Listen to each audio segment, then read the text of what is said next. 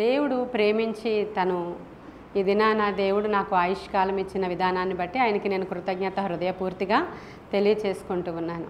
సామెతల గ్రంథం ఒకసారి తెరవండి, 9వ అధ్యాయం 11వ వచనం. నా వలన నీకు దీర్ఘాయువు కలుగును, నీవు జీవించు సంవత్సరములు అధికమగును అనేటువంటి మాట ఉంది. అంటే దీర్ఘాయువు మనకు దేనివల్ల కలుగుతుందంట?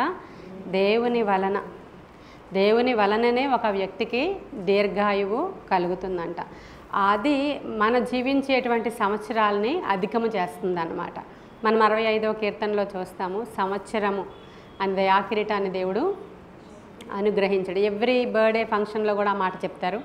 మనం ఎవ్రీ ఇయర్ న్యూ ఇయర్ రోజున కూడా మనం ఆ మాటని మాట్లాడుకుంటూ ఉన్నాం. అంటే ఒక కిరీటము దేవుడు మనకి ఇస్తున్నాడు. ఆ కిరీటం పేరేంటంటే దయ. దయ, ఆయన దయ, లేదంటే ఆయన కనికరము, లేదంటే ఆయన కటాక్షము. ఆ దయ, కనికరము, కటాక్షము వలనే మరొక సంవత్సరంలోనికి మనము అడుగు పెడుతూ ఉన్నాం అనేది మాత్రం సత్యం. చాలామంది గతించిపోతూ ఉన్నటువంటి దినాలు ఇవి. చాలామంది అనారోగ్యాలతో బ్రతికున్నారు కానీ మృతులుగా జీవిస్తున్నారు అందరూ. ఈ జీవితం ఎందుకు అసలు భయంకరంగా ఉంది దినాలు గడవడం అని చెప్పి శ్రమలలో కొట్టుకుపోతున్నారు కొందరు. ఇరుకులలో, ఇబ్బందులలో, అప్పులలో, రోగాలతో. ఇక చాలామంది యవ్వనస్తులైన పిల్లలు తల్లిదండ్రుల మీదకి చాలా ఉపద్రవాలు తీసుకొచ్చేస్తున్నారు ఈ రోజుల్లో. వాళ్ళు రకరకాల వేషాలు వేయడం, డ్రగ్ అడిక్ట్స్ అయిపోవడం, లేకపోతే తల్లిదండ్రులకు ఇష్టం లేనటువంటి పెండిండ్లు చేసుకోవడం, ఇంట్లో నుంచి వెళ్ళిపోవడం, ఎక్కడో ఉద్యోగాలు చేసి వాళ్ళ జీవితాలను స్పాయిల్ చేసుకోవడం. ఎక్కడ చూసినా కూడా స్వస్థత లేదు. స్వస్థత అంటే శరీర రోగం అనుకోకండి, ఒక ఆరోగ్యకరమైన పరిస్థితి లేదు ఎక్కడైనా. మనం ఇలా కూర్చొని అనుదినము దేవుని మందిరంలోనికి వచ్చి విజ్ఞాపనకర్తలుగా అసలు ఇక్కడ కూర్చున్నంతసేపు మనము వేరే లోకంలో ఉంటాం. అది దేవుని యొక్క వరల్డ్, అది ఆత్మీయ లోకం. అది మనము ఆశీర్వాదము నొందిన వాళ్ళమే ఇక్కడ కూర్చుంటామేమో అనిపించే లోకం అది. చాలామందికి ఇది వెర్రితనంగా కనిపిస్తుంది, ఒక భారంగా ఉంటుంది మనలో కొంతమందికి రోజు రావడం ఏంటని. ఇక్కడ మనం రోజు వచ్చి కూర్చుంటున్నాం కాబట్టి సమాధానంగా ఉంటున్నాం అనేది మాత్రం సత్యం. అది సత్యము. కొన్ని రోజులు మనం పక్కకి వెళ్ళిపోయి చూస్తే అర్థమవుతుంది ఎలా ఉన్నాయో కుటుంబాలు. కాబట్టి ఈరోజు దేవుడైతే నాకు మరొక సంవత్సరాన్ని, ఆయుష్కాలాన్ని నా జీవితంలో పొడిగింప చేసినందుకు ఆయన దయ అంటే అర్థం ఏంటంటే మనం క్యాపబిలిటీ లేకపోయినా కూడా నాకు ఇంకొక సంవత్సరం బ్రతకడానికి అర్హత ఉందో లేదో నాకు తెలియదు, కానీ ఆ అర్హత దేవుడు నాకు ఇచ్చాడు. ఇలాంటి విషయాల్ని ప్రభు మాట్లాడుతూ, ఒక వ్యక్తికి ద్రాక్ష తోట ఉంది. ఆ ద్రాక్ష తోటలో ఒక చెట్టును నాటాడు. అది అంజూరపు చెట్టు. అయితే ప్రతి సంవత్సరం వచ్చి ఇది కాపు కాసే టైం వచ్చింది కదా, ఫలాలు ఇస్తుందేమో అని చూస్తున్నాడు, కానీ ఆ చెట్టు ఫలాలు ఇవ్వట్లేదు. మరలా వచ్చే సంవత్సరం వచ్చాడు, ఈ ఇయర్ ఖచ్చితంగా కాసేయాలి, దానికి ఏజ్ అయిపోయింది, ఎదిగిపోయింది, కాబట్టి ఖచ్చితంగా అంజూరపు పండ్లు వస్తాయి అని చూస్తుంటే ఆ సంవత్సరం కూడా కాయలు కాయలేదంట. మళ్ళీ ఇంకొక సంవత్సరం వచ్చాడు, ఆయన యజమానుడు వచ్చి చూసినప్పుడు ఏ పంట ఇవ్వలేనప్పుడు ఏం చెప్పాడు యజమానుడు? తీసి అతన్ని ఆ యొక్క చెట్టుని నరికి వేయండి అన్నాడు. ఎందుకంటే కాపు కాయకపోతే ఆ చెట్టు ఉండి అనవసరం అన్నట్లు. మనకి కూడా వర్తిస్తుంది ఇది. ఎందుకంటే దేవుడు మనల్ని పుట్టించినప్పుడు ఒక మంచి ఉద్దేశ్యంతో మనల్ని పుట్టించాడు దేవుడు. 139వ కీర్తన నాకు చాలా ఇష్టమైన కీర్తన అది. దానిలో ఏమని ఉంటుందంటే, ఆయన మనల్ని తల్లి గర్భంలో ఉన్నప్పుడే రూపించుకున్నారంట, ఆయన మనల్ని నిర్మించుకున్నారంట, మన దినములను ఆయన లెక్కించాడంట, ఆయన మనల్ని నిర్మించుకున్నాడు అని యెషయా గ్రంథంలో రాయబడి ఉంటుంది. యెషయా గ్రంథము 43వ అధ్యాయం 1వ వచనంలో ఏముంటుందంటే, యాకోబు నిన్ను సృజించిన వాడగు యెహోవా, ఇశ్రాయేలు నిన్ను నిర్మించిన వాడు ఈలాగు సెలవిచ్చుచున్నాడు. అక్కడ 2 మాటలు కనబడుతున్నాయి, సృజించినవాడు, నిర్మించినవాడు. సృజించినవాడు, నిర్మించినవాడు. మనల్ని సృష్టించాడు ఆయన. మన తల్లి గర్భంలో ఆయన మనల్ని రూపించినప్పుడు ఆయన మనల్ని సృష్టించాడు. తర్వాత మనల్నట నిర్మించాడంట ఆయన.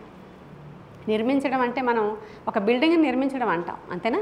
ఒక కట్టడానికే ఆ మాటను ఉపయోగిస్తాం మనం. ఒక కట్టడం, ఆ కట్టడానికి ఆ మాటను ఉపయోగిస్తాం. మనల్ని దేవుడు కట్టాడంట. నిర్మించాడంట. ఎంత అందంగా నిర్మించాడు కదా మనల్ని. అంటే మనకి సుందరమైన అవయవాలని దేవుడు ఆయన బహుమానంగా ఇచ్చి మనల్ని ఆయన నిర్మించుకున్నాడు. మనకి చాలా సందర్భాల్లో ఇలా అనిపిస్తుంది, దేవుడే కదా అందరినీ సృష్టించాడు, పాపం వీళ్ళని కళ్ళు లేకుండా సృష్టించాడేంటో, వీళ్ళని కాళ్ళు లేకుండా సృష్టించాడేంటో, పాపం వీళ్ళని చేతులు లేకుండా సృష్టించాడేంటో అని ఒక్కొక్కసారి మనకు అలా డౌట్ వస్తుంది. ఆయన పరమ కుమ్మరి, ఆయన చేతిలో జిగట మన్ను మనము అని రాయబడి ఉంది. ఆయన ఇష్టం వచ్చినటువంటి పాత్రగా ఆయన రూపుదిద్దుకుంటాడు. కానీ దానికి కూడా చాలా విలువిస్తాడు. మొన్న కాటేజ్ మీటింగ్లో ఎక్కడో నేను ఈ మాట చెప్పాను. అయితే చూడండి, బ్లైండ్ పీపుల్ ఉంటారు, వాళ్ళు ఎంత గొప్ప కార్యాలు చేస్తుంటారు. ప్రవీణ్ పగడాల గారు ఆయన మరణించిన దానికి ముందు ఒక కోర్టులో కేసు వేశారు. అది మొత్తం క్రిస్టియానిటీకి సంబంధించినటువంటి యాంటీ కన్వర్షన్ కేసు ఏదో వేశారు. అయితే ఆయన ఆ కేసు వాదించుకోకుండానే ఆయన చనిపోయారు. ఇప్పుడు ఆయన ప్లేస్లో మన దేశంలో ఎంతమంది జ్ఞానవంతులు అనబడేవాళ్ళు, మేము చాలా జ్ఞానవంతులు అనబడేవాళ్ళం ఎంతమంది ఉన్నా, ఇప్పుడు ఆయన ప్లేస్, ఆయన చాలా జ్ఞానవంతుడు, సెకండ్ అంబేద్కర్, ఇలా అని ఆయన పేర్లు ఇస్తున్నారు ఇప్పుడు చనిపోయిన తర్వాత. బహుభాషా కోవిదుడు, ఇవన్నీ కూడా ఆయనకు వచ్చిన బిరుదులు చనిపోయిన తర్వాత. ఆయన అంతా మల్టీ టాలెంటెడ్ అని. అలాంటి ఇప్పుడు ఆయన ప్లేస్ని ఎవరు రీప్లేస్ చేశారో తెలుసా? బీబు అని ఒక బ్లైండ్ ఆయన. ఇప్పుడు ఇన్ని గొప్ప తలాంతులు కలిగినటువంటి ఈయన మరణించాడు, ఇలాంటి ఆయన ఇంకొకడు లేడు, ఈ జ్ఞానవంతుడు అని లోకమంతా బాధపడుతూ ఈ కేసుని ఎవరు వాదిస్తారు, ఇప్పుడు ఎవరు డిఫీట్ చేస్తారు అని అంటే, ఎవరు వెళ్ళారు అని అంటే ఒక ఆయన వెళ్ళారు. ఆయన దేవుని యొక్క సేవకుడై ఉన్నాడు. ఇంత జ్ఞానం ఉండాలి కదా అక్కడికి వెళ్ళి వాదించాలంటే. ఆయన ఎవరు అంటే ఒక బ్లైండ్ సేవకుడు. ఆయన పేరు బీబు. చూడండి ఒకసారి. అంటే దేవుడు ఒకవేళ ఆయన ఎప్పుడు అన్యాయస్తుడు కాదండి. ఆయన అన్యాయస్తుడు కాడు.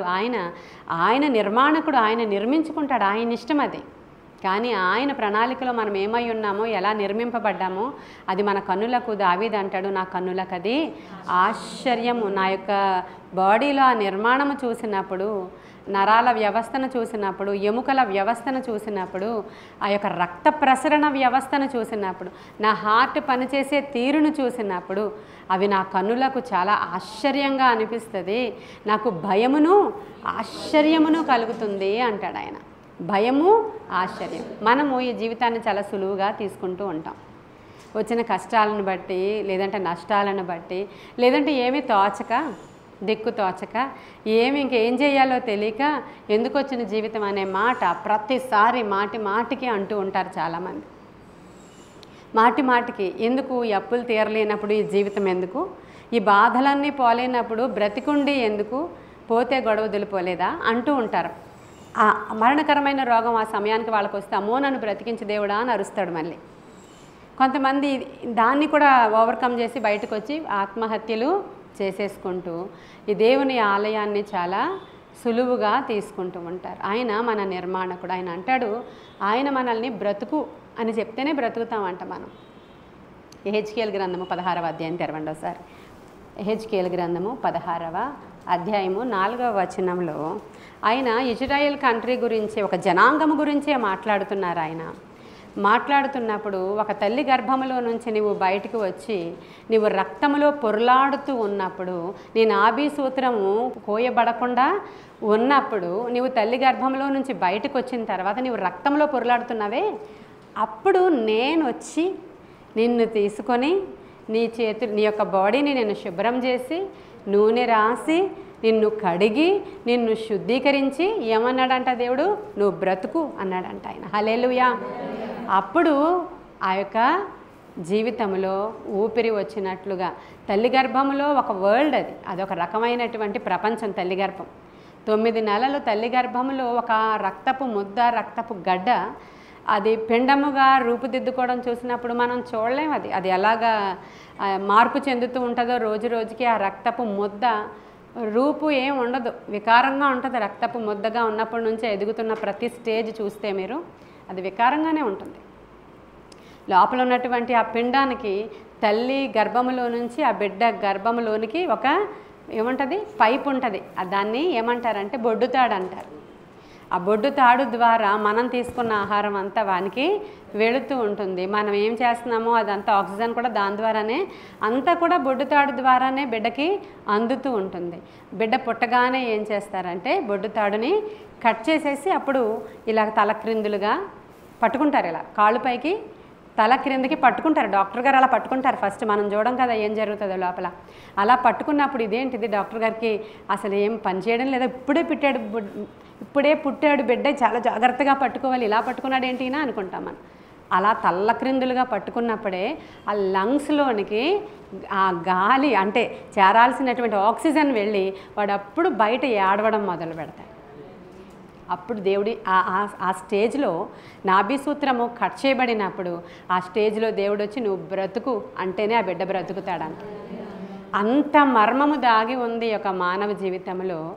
దీర్ఘాయువు దేవుడి ద్వారా మాత్రమే మనకి కలుగుతుంది. ఎవరైతే నీ శరీరాన్ని నువ్వు గౌరవించుకుంటావో, దేవుడు నీకు ఇచ్చిన బ్రతుకుని నువ్వు ఆనరబుల్గా చూసుకుంటావో అప్పుడు దేవుడు నిన్ను ఆనర్ చేస్తాడు. అంతే తప్ప ఎందుకు వచ్చిన బతుకు, ఇది ఒక జీవితమేనా, నా జీవితానికి ఒక అర్థం ఉందా, నీకు నువ్వే అసలు నీ ఆయుష్కాలం గురించి, నీ మ్యానుఫ్యాక్చరర్ గురించి, నీ నిర్మాణకుడి గురించి చెడ్డ మాటలు నువ్వు మాట్లాడుతున్నప్పుడు నువ్వు దేవుని బిడ్డవా? నీకు బయట ఉన్నటువంటి యానిమల్కి ఏమైనా తేడా ఉందా? అది బ్రతుకుతుంది, నువ్వు కూడా బ్రతుకుతున్నావు. కానీ నీ జీవము ఏ పాటిదో నువ్వు జ్ఞాపకం చేసుకోవాలి. ఆ బొడ్డుతాడు గురించి కూడా చాలా సైన్స్ దాచబడి ఉందని ఈ రోజుల్లో స్టెమ్ సెల్స్ అంటున్నారు వాటిని. ఇప్పుడు బిడ్డలు ఎవరైనా పుడితే మీకు ఆ బొడ్డుతాడుని కట్ చేసి దాన్ని భద్రపరుస్తున్నారు, దాస్తున్నారు. ఇప్పుడు ఇదివరకు పడేసేవారు అదే. అయితే కొంతమంది ఆ బొడ్డుతాడుల్లో బొడ్డుని కొంచెం దాచి తాయెత్తులాగా చేసి మెడల్లో కట్టుకోవడం, మొలకు కట్టుకోవడం చేసేవారట ఇదివరకు. ఇప్పుడైతే దాన్ని సైన్స్ పరంగా ఏం చేస్తున్నారంటే ఆ బొడ్డుని తీసుకెళ్ళి, బొడ్డు తాడుని తీసుకెళ్ళి దాస్తున్నారు. ఎందుకంటే తెలుసా, దాంట్లో స్టెమ్ సెల్స్ అంటారు.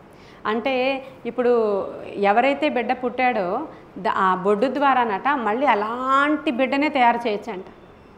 చూడండి ఒకసారి, మళ్ళీ అదే రూపురేఖలతో బిడ్డని ఆ బొడ్డును ఉపయోగించి, ఆ తాడును ఉపయోగించి ఆ సైన్స్ ద్వారా ఐవీఎఫ్లు ఇవి అవి చాలా చేస్తున్నారు కదా.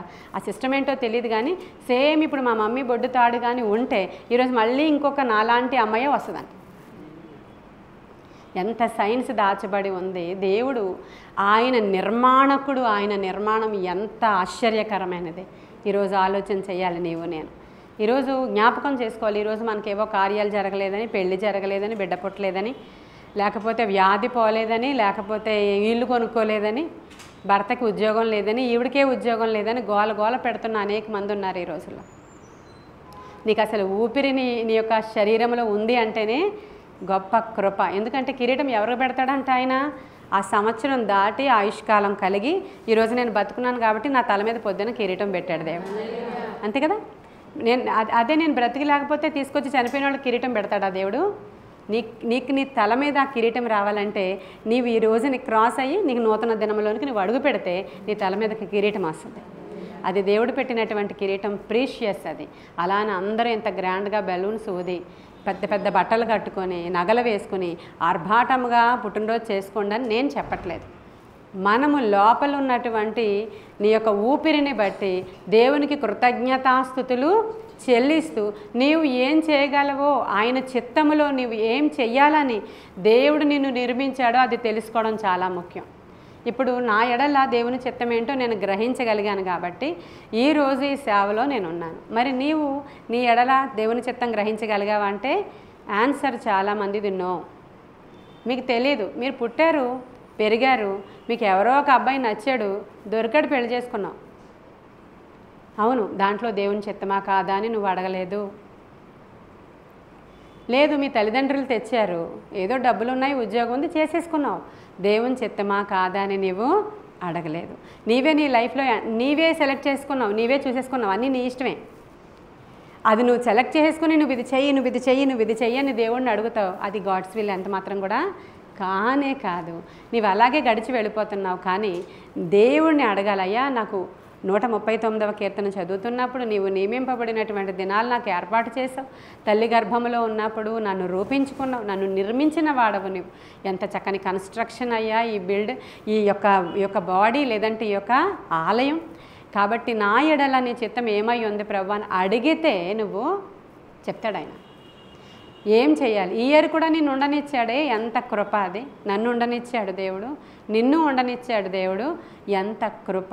24 గంటలు జరగలేని దాని గురించి ఏడ్చే కంటే నేను ఇక్కడ ఉన్నాను కదా, నన్ను ఏం చేయడానికి నీవు ఇక్కడ ఉంచి ఆయుష్కాలాన్ని పొడిగించావో ప్రభువా చెప్పు అనేవాళ్ళు దేవునికి కావాలి. ఆయన ఎందుకు మరి ఆ దయా కిరీటాన్ని దేవుడు మనకి ఎందుకు ఇస్తున్నారు అని అంటే, ఈ ఇయర్ కూడా నన్ను ఉండనిచ్చాడు దేవుడు. ఈ ఇయర్ నేను ఏం చేయాలి? నన్ను ఉండనిచ్చాడు దేవుడు. మృతుల లోకంలోనికి నన్ను పంపించేయకుండా దీర్ఘాయువుతో నన్ను దేవుడు నింపాడంటే నేను ఆయన ఉద్దేశ్యము ఎరిగి నేను జీవించాలని ఆయన ఆశపడుతూ ఉన్నారంట. ఎంత బాగున్నాయి కదా ఈ విషయాలు. కాబట్టి ఒకవేళ మనం చూసినప్పుడు అనేక మందిలో లోట్లు లోపాలు గల వాళ్ళు ఉన్నప్పటికీ వాళ్ళ తలాంతులు వాళ్ళకు ఉంటాయి. దేవుడు ఒక ఉద్దేశ్యంతో వాళ్ళని సృష్టించారని మనం తెలుసుకుంటాం. 2 కాళ్ళు 2 చేతులు లేకుండా ఒక మొండెముతోనే ఉన్నటువంటి ఆ నిక్ ఉజీ అనేటువంటి ఒక ఆయనకు సాక్ష్యం మీరు అందరూ వింటూనే ఉన్నారు. అసలు ఆ తల్లిదండ్రుల అబ్బాయిని చంపేసి ఉండుంటే ఈరోజు కొన్ని లక్షల మందిని ఇన్స్పైర్ చేస్తున్నాడు ఆయన. ఎక్కడికి వెళ్ళినా అతను మోటివేషనల్ స్పీకర్ అంటారు అతన్ని. ఆ మోటివేషన్ చేయడానికి ముందు జీసస్ని గురించి చెప్పే చేస్తాడు. ఎన్ని లక్షల మంది అతని ద్వారా చనిపోకుండా బ్రతుకుతున్నారంట. ఎందుకంటే అవయవ లోపాలు ఉన్నవాళ్ళు, డిప్రెషన్లో ఉన్నవాళ్ళు, అన్నీ కోల్పోయిన వాళ్ళు, ఏంటి ఈ మొండెమే ఇలా బ్రతికి ప్రకటిస్తూ దేవుని గురించి ఇన్ని కార్యాలు చేస్తున్నప్పుడు మరి నేను ఏ పాటి వాడనని అనేక మంది చనిపోకుండా బ్రతుకుతున్నారంట అతను చూసినప్పుడు. చాలామంది అనుకున్నారు మా డబ్బు మమ్మల్ని బ్రతికిస్తుంది, నా ఫేమ్ నన్ను బతికిస్తుంది, నేను నా ఆరోగ్యాన్ని కాపాడుకుంటాను అని అనేక మంది. మైకేల్ జాక్సన్ లాంటి వాళ్ళు ఎంతమంది డాక్టర్లను పెట్టుకున్నాడో తెలుసు. కొన్ని వందల మంది డాక్టర్లు ఆయన చుట్టూరు ఉంటారు. ఆయన అనుకున్నాడు నేను 100 సంవత్సరాలు గ్యారంటీగా బ్రతకాలి. కాబట్టి హార్ట్కి కొంతమంది డాక్టర్లు, కిడ్నీకి కొంతమంది డాక్టర్లు, ఆయన చుట్టూరు కూడా ఉన్నటువంటి చాలా పెద్ద ఏమంటారు ప్లేస్లో ఇంకా అన్ని రకాల డాక్టర్లు. ఇప్పుడు ఆయనకి సంబంధించిన ఎక్స్ట్రా కిడ్నీ ఇచ్చేటువంటి మనుషులు, ఎక్స్ట్రా హార్ట్ డొనేషన్ చేయడానికి ఉన్నటువంటి మనుషులు, వాళ్ళందరినీ కొనేసుకున్నాడు ఆయన. అన్నీ కొనేసుకున్నాడు ఆయన. ప్రతిసారి ఆయన ఎంత అంటే నాకు ఇంకేముంది, నాకు డబ్బు ఉంది, నేను నా ఆరోగ్యాన్ని కొనుక్కుంటాను, కాపాడుకుంటాను అనుకున్నాడు. ఇంకా 50 ఏళ్ళు కూడా రాకుండానే చనిపోయాడు ఆయన. ఎంత భయంకరమైనటువంటి విషయం. ఒకని ఆయువు, ఒకని ఆశీర్వాదము ఆయన వశములో ఉంది, దేవుని వశము. మనం అనుకుంటాం ఈరోజు కొంతమంది దుర్మార్గులైన వాళ్ళు మనకు కనిపిస్తూ ఉంటారు. వాళ్ళ నాయకులు అవ్వచ్చు, రాజులు అవ్వచ్చు. ఇటువంటి వాళ్ళు ప్రజలను ఇలా దోచుకుని ఇలాగ ఇంత భయంకరంగా మాకు ఇంత అన్యాయం చేస్తున్నారు, ఇటువంటి వాళ్ళని ఎందుకు ఉంచుతారు దేవుడు అనుకుంటారు. అలాంటి రాజులను ఉంచేవాడు ఆయనే, త్రోసేవాడు కూడా ఆయనే. మనం ఏం చేయాలో అది చేస్తే చాలు. మనం ఆయన చిత్తములో మనము ఎన్నాళ్ళు ఉండాలో ఆయన మనల్ని డిజైన్ చేసి ముందుకు నడిపించి వాడుకోవాలని ఆయన ఆశపడుతున్నారు. ఈరోజు నా పుట్టినరోజే, కానీ నేను మీకు అందరికీ ఏం చెప్తున్నానంటే మనల్ని మనము గౌరవించుకోవడం ఫస్ట్ నేర్చుకోవాలి. గౌరవించుకోవడం అంటే విపరీతమైన రెస్పెక్ట్ అందరూ నాకు ఇవ్వండి అని చెప్పడం కాదు. దేవుడిచ్చిన ఈ లైఫ్ గురించి నేను మాట్లాడుతున్నాను. ఈ ఆయుష్కాలము, ఈ ఆరోగ్యము, ఇది ఎవరికి లేదు, అందరికీ ఉంది. ఆ పనోళ్ళకి లేదా, వీళ్ళకి లేదా, ఆళ్ళ బ్రతకట్లేదా, ఆ కుక్క బ్రతకట్లేదా అని మాట్లాడుతూ ఉంటారు చాలామంది మనుష్యులు. అసలు ఎందుకు వచ్చిన జీవితం ఇది? ఈ టార్చర్ పడుతున్నా కంటే చచ్చిపోవడం బెటర్. ఈ మాటలు మాట్లాడినప్పుడు సృష్టికర్తని నీవు అవమానిస్తూ ఉంటావు. అనేక సందర్భాలు ఈ మాటలు మాట్లాడుతున్నప్పుడు నీవు సృష్టికర్తని అవమానిస్తావు. నీకు ఇచ్చిన లైఫ్ని ప్రీషియస్గా ఎంచితే ఆయన నిన్ను ప్రీషియస్గా ఎంచుతాడు. నా దేవుడు నన్ను ఎంత విచిత్రముగా నన్ను నా తల్లి గర్భంలో నిర్మించాడా, నేను ఎంత సృష్టి కదా, నా దేవుని చేతిలో ఎంత ఆశీర్వదింపబడిన దానను కదా నేను నా దేవుడికి నేనంటే చాలా ఇష్టం. ఇలా మనం తలచినప్పుడు అందుకే నేను నీ మనసులో ఏమైతే ఆలోచనలు ఉంటాయో దాన్ని బట్టే దీన్ని కార్యాలు చూస్తావని. ఈ రోజుల్లో బైబిల్ కాదు, ఇంకా చాలామంది ఏవేవో వచ్చేస్తున్నారు. నేచర్ నీకు ఎలాగిస్తుంది, ఇంకోటి నీకు ఎలా ఇస్తుంది, నువ్వు ఇలా తలచు, రోజు లేవంగానే ఇలాంటి ఏమంటారు పాజిటివ్ వర్డ్స్ పలుకు, ఇదిగో నువ్వు ఇలాంటి మాటలు మాట్లాడితే ఈ సంవత్సరం తిరిగేసరికి కోటీశ్వరుడు అయిపోతావు నువ్వు. ఇలాంటివన్నీ అనేక మంది క్రైస్తవేతరులు వాళ్ళు రకరకాల సిద్ధాంతాల ద్వారా చెప్తున్నారు. ఇవన్నీ బైబిల్కి సంబంధించినవే. ఇవన్నీ దేవుడు బైబిల్లో ఎప్పుడో చెప్పాడు. జీవన్మరణాలు నీ నాలుక వశములో ఉన్నాయి. నీవు ఎలా నీవు దీవించుకుంటావో అలాగే నీవు దీవించబడతావు. రోజు ఉదయం నువ్వు లేచేటప్పుడు నీవు దీవించుకో, నీవు ఆశీర్వదించుకో. ఎందుకంటే 2 నీ యొక్క నాలుకలో ఉన్నాయి, నేను అక్కడే పెట్టేశాను నీకు అన్నాడు దేవుడు. కానీ మనల్ని మనము ఆశీర్వదించుకోలేకపోతాం. లేస్తానే సణుగుడుతోనే ఉదయం, లేస్తానే ఏం భారం ఉందో అది తలుచుకునే ఉదయం, లేస్తానే నీ యొక్క ఏమి లేవో దాన్ని తలుచుకొని, నీకు ఇచ్చిన ఆరోగ్యం, నీకు ఇచ్చిన అసలు కనుదృష్టి, నీకు ఇచ్చినటువంటి కిడ్నీ ఫంక్షనింగ్, నీకు ఇచ్చిన హార్ట్ ఫంక్షనింగ్, నీకు ఇచ్చిన బ్లడ్ సర్క్యులేషన్, అసలు నీ శరీరంలో ఊపిరి ఉందంటే అది దేవుని యొక్క ఉచితమైన కృప. ఆ ఊపిరే ఎలా ఉంటుందో చూపించాడు కరోనాలో దేవుడు. ఆ ఊపిరే కరువైతే ప్రపంచం ఎలా అల్లకల్లోలం అయిపోతుందో ఒకసారి చూడని చూపించి బ్రతికించాడు నిన్ను దేవుడు. ఈరోజు ఈ డే సందర్భంగా నేను చెప్పేది ఏంటంటే, మీ ఎడల దేవుని చిత్తము ఏమై ఉంది? ఇంకొక సంవత్సరం పొడిగించాడు అంటే నా ఎడల దేవుని చిత్తము ఏమై ఉందో అని అడగాలి మీరు ఈరోజు. 139వ కీర్తనలో ఆ మాటలు చెప్పినట్లు దేవుడు, ఆ మాటలు చాలా బాగుంటాయి. అసలు ఆ మాటల్లో ఆ కీర్తనకారుడికి తెలుసు అదంతా కూడా ఎలాగ నిర్మాణకుడు ఎలా నిర్మిస్తాడో. నాకు 43వ కీర్తన 43 యెషయా నుంచే దేవుడు నాతో మాట్లాడాడు. అంటే యాకోబు నిన్ను సృజించిన వాడైనటువంటి దేవుడు, అసలు నిన్ను నిర్మించిన వాడైనటువంటి దేవుడు. ఇంకా 43, 44, 45 అధ్యాయాలు యెషయా చాలా బాగుంటాయి అవన్నీ కూడా. ఆయన నిన్ను దీవిస్తూ నీ కుడి చేతిని పట్టుకొనుచున్నాడు అనేటువంటి మాటలన్నీ ఆదిలో నాతో దేవుడు మాట్లాడినటువంటి మాటలు. కాబట్టి కొన్నిసార్లు మన పరిస్థితులను బట్టి దిగజారిపోయినా ఒక సంవత్సరం పొడిగించబడిందంటే ఆ దినాన్ని ఒక ఆశీర్వాదకరమైనటువంటి దినముగా మనల్ని మనం ఎంచుకోవడం చాలా ప్రాముఖ్యమైనది. కొందరు ఇలా అంటున్నారు, పౌలు భక్తుడు గలతీలకు రాసిన పత్రికలో అన్నాడు, మీరు దినములను బట్టి మాసములను బట్టి మీరు ఒకవేళ పాపంలో పడిపోతారేమో అని నాకు చాలా భయంగా ఉంది, ఇంతవరకు మీకు చెప్పిన సువార్త వ్యర్థమైపోతుందేమో అని నేను చాలా భయపడిపోతున్నాను అంటుంటే, మీరందరూనేమో పుట్టినరోజులని ఈ రోజని ఆ రోజని సెలబ్రేట్ చేసుకుంటున్నారని ఒక సేవకుడు తిడుతున్నాడు. ప్రతి దినాన్ని కూడా జ్ఞాపకం చేసుకోవడంలో తప్పులేదంటాను నేనైతే. ప్రతి దినము కూడా దేవుని యొక్క ఆశీర్వాదమే. అలాంటిది నేను ఇయర్లో పుట్టాను, ఇన్ని సంవత్సరాలు గడిచాయి, నాకు ఇంకొక సంవత్సరంలోకి నేను ఎంటర్ అవుతున్నాను. నాకు ఆయుష్కాలం దేవుడు ఇచ్చాడు కాబట్టి ఇదిగో నాకు తోచినటువంటి సహాయాన్ని బీదవారికి చేస్తున్నా, పేదవారికి చేస్తున్నా, పేషెంట్స్కి చేస్తున్నా, లేకపోతే నాకు ఇచ్చిన ఈ ఆయుష్కాలం లేకపోతే నేను రోగిగా ఉంటే నేను ఎన్ని డబ్బులు హాస్పిటల్ ఖర్చు పెట్టాల్సింది, ఈరోజు నన్ను ఈ విధంగా ఉంచాడు కాబట్టి అని మనం ఎవరో ఒకరికి సహాయం చేయడం, మన ఇంట్లోనే మనం సంతోషించడం అనేది తప్పు లేదని నేను అనుకుంటాను చాలా సందర్భాల్లో. కాబట్టి ఈ విధంగా మనం దేవుని యొక్క కృపను తలపోసుకుందాం. ఆ కిరీటం అనేది అది దయ అంతే. కిరీటం పేరే దయ. అంటే ఏంటి? ఆయన దయ. మీ దయ ఉంటే నాకు ఏమైనా సాయం చేయండి అంటారు ఎవరైనా. అంటే ఏంటి?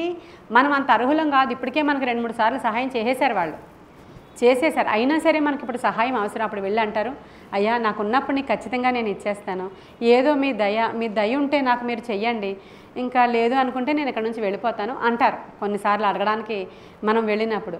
అప్పుడు అంటే ఏంటి? వాడు అర్హుడు కాడు, ఇవ్వాల్సిన అవసరం లేదు, ఆల్రెడీ ఇచ్చేశాడు అతనికి. ఇతను ఇచ్చాడు, ఇంకా ఫేవర్ ఎక్కువే చేసేసాడు, అయినప్పటికీ అడుగుతున్నాడంటే నిజంగా ఆ యజమానుడికో లేకపోతే ఆ సో అండ్ సో పెద్దకో ఆ దయ కలిగితే ఇచ్చేదన్నమాట. అదే నీవు నేను ఇక్కడ కూర్చున్నటువంటి ఈ యొక్క దయ అనేటువంటి కిరీటాన్ని తల మీద పెట్టుకుని కూర్చున్నాము ఇక్కడ. హల్లెలూయా. నేనైతే అలా ప్రీషియస్గా భావిస్తున్నాను. మీరందరూ కూడా అలాగే ఇచ్చిన జీవితాన్ని బట్టి వెలగల జీవితం ఇది. దీంట్లో ఏది లేదో దాన్ని బట్టి నువ్వు సణుగు సంశయాలు చేస్తే అరణ్యంలో వారు రాలిపోయినట్లే వీరు రాలిపోతారు. దేవుని ఆత్మ వారి దగ్గర నుంచి ఎప్పుడో వెళ్ళిపోతుంది, వాళ్ళకి తెలీదు. ఏదో అలా డబ్బా డోల్లా ఊగుతూ ఉంటారు అంతే వాళ్ళు.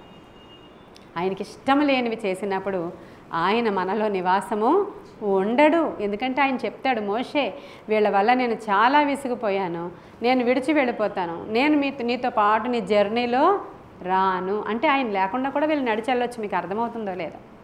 అప్పుడు ఈయనేమంటాడంటే, అయ్యా ఇంతవరకు మమ్మల్ని నడిపించి ఇక్కడ నువ్వు విడిచి వెళ్ళిపోతే అన్యులు ఏమంటారు నాయన, ఇక్కడ వరకు తీసుకొచ్చి వాళ్ళ దేవుడు ఆ చాతకాని వానిలాగా ఇక్కడ వదిలేశాడు అని అంటారు. వద్దు వద్దు, నువ్వు అలాంటి పని చేయక, నీ సన్నిధి నాతో వస్తేనే నేను వెళతాను, నీ సన్నిధి నాకు కూడా వస్తేనే నేను వెళ్తాను, లేకపోతే నా జర్నీ ఇక్కడితో స్టాప్ అంటాడు ఆయన. కాబట్టి ఆయన లేకుండా కూడా ప్రయాణం చేస్తే చాలా లోకం అంతా వెళ్ళిపోతుంది.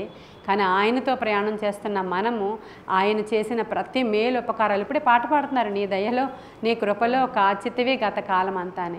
అదే మనం మళ్ళీ ఇంటికి వెళ్ళి తిట్టేసుకుంటాం మనల్ని మనమే, కార్యాలు జరగలేనప్పుడు. ఇతనే నాకు భర్తగా ఎందుకు దొరికాడో, వీళ్ళే నాకు పిల్లలుగా ఎందుకు పుట్టారో, నాకే ఎందుకు వచ్చిందో ఈ కర్మ, ఆ రోజునే నీ సంబంధం ఒప్పుకోకుండా ఉండుంటే చాలా బాగుండు, ఎందుకు ఒప్పేసుకున్నానో నాకు తెలీదు, అదేదో పిచ్చి పట్టేసింది ఆ రోజు నాకు. ఇలాంటివన్నీ కూడా ఈరోజు మనం అనుకుంటూ ఉంటాం. చేసేసాం, అయిపోయింది ఆ రోజు. ఈరోజు జరగాల్సినటువంటి పని, దేవుడిచ్చినటువంటి ఈ ప్రీషియస్ జీవితం, ఇక్కడ కూర్చున్నామంటే మనం అందరం చాలా విలువైన వాళ్ళం. హల్లెలూయా. మనకి చాలా పని ఉంది. చాలా దేవుని యొక్క పని ఉంది. ఈరోజు ప్రభా నీవు నన్ను ఇక్కడ కూర్చోబెట్టావంటే నీ చిత్తాన్ని నాకు బయలుపరుస్తున్నావు నా సేవకురాలు ద్వారా. నేను నీ చిత్తం ఎరిగి నేను ఈ రోజు నుంచి నడుచుకోవాలని నేను ఆశపడుతున్నాను ఖచ్చితంగా. లేదంటే నేను ఆ రక్తంలో పొర్లుతూ ఆ రోజే అక్కడే ఆ మట్టిలోనే ఆ అపవిత్రములోనే ఆ రోజే నేను ఆ యొక్క అపవిత్రతలోనే నేను బ్రతికేదాన్ని. కానీ నీవు నా తల్లి గర్భంలో నుంచి బయటకు వచ్చినప్పుడు నా యొక్క బొడ్డును కత్తిరించి నన్ను తల్లి నుంచి వేరు చేసి నా తల్లిగా నీవయ్యి నన్ను చంకన ఎత్తుకొని ఈ లోకము నుంచి వేరు చేసి నా మీద నూనె రాసి నన్ను ప్రీషియస్గా చేసి నా తల మీద నూనె పోసి నా తల మీద చిన్న కిరీటం పెట్టి నీవు అభిషేకించి నీ రాజ్య వారసుడిగా చేసినందుకు హల్లెలూయా, నీకు వందనాలయ్యా అని చెప్తాం. ఈరోజు నాదే కాదు, మన అందరిదే కూడా. ఈరోజు ఏ రోజు ఎవరిదైనా కానివ్వండి, ఈరోజు మనం ఆయన మన తల మీద పెట్టిన కిరీటాన్ని బట్టి మృతులకు పెట్టే కిరీటం కాదు, ఇది సజీవులకు పెట్టే కిరీటము. ఇదిగో నిన్నటి దినాన దేవుడు ఆలోచిస్తాడు నా గురించి, పెట్టొచ్చా ఈ కిరీటాన్ని, మరొక ఇయర్ నేను పొడిగించినా లేకపోతే వేస్ట్ అయ్యమే అని ఆలోచించుకుంటాడు. ఎందుకంటే ఆయన మంచి వ్యవసాయకుడు, కుమ్మరి ఆయనే, జగదుత్పత్తిదారి ఆయన ఇదిగో ఈ రక్తంలో పొర్లుతున్న ఈమెను నేను తల్లి గర్భంలో నుంచి వేరు చేసి ఆ బొడ్డును కత్తిరించి నీవు బ్రతుకు అని పలికాను. ఈమె బ్రతికి నాకు చేసింది ఏంటి అని ఆయన లెక్కలు వేసుకుంటాడంట. ఇది ప్రతి ఒక్కరూ వారికి ఇచ్చిన తలాంతుల్ని వృద్ధి పొందింప చేయాలి, లేకపోతే ఆయన వస్తాడు, ఆయన వచ్చి లెక్క చూస్తాడు అని రాయబడి ఉందా లేదా? కాబట్టి మనం ఈరోజు ఈ పుట్టినరోజు సందర్భంగా ఈ వర్తమానం మన హృదయంలో తీసుకుందాం. మన లైఫ్ మనది కాదు, ఆయన భిక్ష అది, ఆయన దయ అది, ఆయన కరుణ కటాక్షం అది. యోసేపు మీద చెరసాల నాయకుని యొక్క కటాక్షము కలిగిందంట యోసేపు మీద. అప్పుడు చెరసాల నాయకుడు యోసేపుని స్పెషల్గా చూడడం మొదలుపెట్టాడు. మన మీద దేవుని యొక్క కటాక్షం వస్తే మనల్ని కూడా స్పెషల్గా చూస్తాడు ఆయన. మన పుట్టినరోజు స్పెషల్ బర్త్డేగా మారిపోద్ది. ఆ రోజు మనం స్పెషల్ బిడ్డలుగా ఉంటాం. మన చిత్తాన్ని మనమే వెతికేసుకుని, మన ఇష్టాన్ని మనమే వెతికేసుకుని దేవుడు చెప్పింది పక్కన పడేస్తే నువ్వెంత అడవులలో పడి తిరగాలి. నీవు అనుకున్నది సాధించడానికి నీవు అడవుల్లో పడి తిరగాలి. అలా కాకుండా ఆయన చేతులకు అప్పగించుకున్నామంటే ఆయన చేయి పట్టుకుని నడిపించి తీసుకెళ్తాడు. అది అడవ, ఎడార, నద, అగ్న, జలములలో బడి నీవు వెళ్ళిన ఆ జలములు నిన్ను ముంచవు. అగ్నిలో బడి వెళ్ళిన ఆ అగ్ని నిన్ను కాల్చదు. ఈ దర్శనం నాకు వచ్చిందే. ప్రభువు నన్ను ఎత్తుకుని చంకన పెట్టుకుని నడిచి ఆ నది అవతలకు చేర్చిన దర్శనం మీకు అనేక సార్లు నేను చెప్పాను. ఎన్నో దర్శనాల ద్వారా, ఎంతో కృప ద్వారా దేవుడు ఈ మినిస్ట్రీని నడిపిస్తున్నారు. మనం ఇంకా చేయాల్సింది చేయలేదు, వెళ్ళాల్సింది ఇంకా వెళ్ళలేదు, ఇంకా మనము చాలా చేయాల్సిన వాళ్ళమై ఉన్నాం. కాబట్టి ఇంకా ఆయన చిత్తాన్ని గుర్తెరిగి ఈ ఇయర్లో మరి ఎక్కువ ప్రార్థనలు దేవునికి చేస్తూ సమీపస్తులుగా ఉండి ఆయన నిత్యరాజ్యాన్ని, పరలోకాన్ని కట్టాలి కదా, ఇక్కడ కట్టాలి. మనం పరలోకాన్ని మనం భూమి మీద చూపించాలి ప్రజలకి. కాబట్టి అట్టి కృప దేవుడు మనకి ఇవ్వాలని ఈ కొన్ని మాటలు దేవుడు మన వెనుకడిలో దీవించిన గాక. ఆమేన్. ప్రార్థన చేసుకుందాం. మహాపరిశుద్ధుడైన తండ్రి, మహోన్నతుడైన దేవ, నీ చిత్తాన్ని మీరు మాకు బయలుపరచమని వేడుకుంటున్నానయ్యా. దేవా, మేము పిండముగా ఉండగానే నీ కన్నులు మమ్మల్ని చూశాయి కనుక ఈరోజు మేము అందరం ఇక్కడ ఉన్నాం ప్రభువా. దేవా, ఈ బిడ్డల ప్రేమను బట్టి నాయన, ఇదిగో మా యొక్క సంఘ పరిచర్యలను బట్టి వందనాలు. ఈరోజు సంఘమంతా ఇక్కడ లేము, కానీ ప్రతిదినము ఎవరెవరమైతే వచ్చి ఇక్కడ ప్రేయర్ వారియర్స్గా ప్రార్థనలు చేస్తామో వారి మాత్రమే మేము ఈ స్థలంలో కూడి ఉన్నాం ప్రభువా. మేము ఇంకా ఒకరు 1000 మంది గాను, ఇద్దరు 10,000 మంది గాను దేవా మేము తయారవ్వాలని ఆశపడుతున్నాం. ఎందుకంటే నాయన మా కాంగ్రిగేషన్ చూపించుకోవడానికి కాదు, మా దేవుని యొక్క రాజ్య విస్తరణ కొరకు ప్రార్థించేవారు కావాలయ్యా. దేవా, ప్రవచించేవారు కావాలయ్యా, ఆత్మతో నింపబడేవారు కావాలయ్యా, భాషలతో మాట్లాడి దేవుని రాజ్యాన్ని కట్టేవారు కావాలయ్యా. ఆత్మ సంబంధులుగా తయారవ్వాలి. ఇక్కడికి వచ్చి సహాయం చేయండి. దేశంలో ఉన్న ప్రతి గడ్డు పరిస్థితుల నుంచి మమ్మల్ని విడిపించండి. దేశంలో నాయన పరిస్థితులు బాగోలేవు, ఎంతమందో ఎన్నో హింసలు పొందుతున్నారు. మేమైతే ఈ స్థలంలో నెమ్మదిగా ఉన్నాము, కానీ ఈ స్థలంలో నుంచి మేము మొర్ర పెట్టుచున్నామయ్యా. మేము మూలన కూర్చుని మొర్ర పెట్టుచున్నాం. ఎహెజ్కేలు గ్రంథంలో చూసినప్పుడు అయ్యా నాయన, విజ్ఞాపనకర్తలు ఒక చోట కూర్చొని ప్రార్థన చేస్తున్నప్పుడు వారి నొసళ్ళ మీద మీరు ముద్ర వేశారంట ప్రభా. అలాంటి ముద్ర మా నొసళ్ళ మీద ఉంచమని ప్రభువా. మేము అట్టి భారముగా మూలన కూర్చుని మొర్రపెట్టుచుండగా గొప్ప కార్యాలు దేశములో జరుగునుగాక. గొప్ప గాలి వీచి గొప్ప ఆత్మ వర్షము కురియునుగాక. ఆత్మశక్తితో మా దేశము నింపబడునుగాక. పరిస్థితులు చక్కబడునుగాక. సత్యము ప్రబలునుగాక. అసత్యము నాయన కాల్చివేయబడునుగాక. మా పైన దేవా మంచి నాయకులను మీరు ఏర్పాటు చేయుదురుగాక. దేవా పరిస్థితులన్నీ నాయన మా దేవుని పక్షముగా అనుకూలంగా మార్చబడునుగాక. దేవా మేము అనేకులమైన యొక్క కార్యాలు వివరించడానికి అవసరమైన కృప మా అందరికీ దయచేయమని నీ కృపగల హస్తానికి దినాన్ని అప్పగించుకుంటూ ఈ యొక్క చిన్న వర్తమానాన్ని మీ సన్నిధిలో ఎందరైతే వినడానికి బయటికి వెళుతుందో ప్రభువా, అయ్యా అనేకులు వారి వారి జీవితాలలో వారి పట్ల ఉన్న ఉద్దేశాలను గమనించడానికి అవసరమైన కృప దయచేయమని యేసయ్య శ్రేష్ఠ నామములో మిక్కిలి వినయముగా ఈ యొక్క ప్రార్థన ఈ కొన్ని మాటలు నాయన మీ సన్నిధికి సమర్పిస్తూ అడిగి వేడుకొని పొందుకొని ఉన్నాము మా ప్రియ పరలోకపు మా తండ్రి. Thank you master.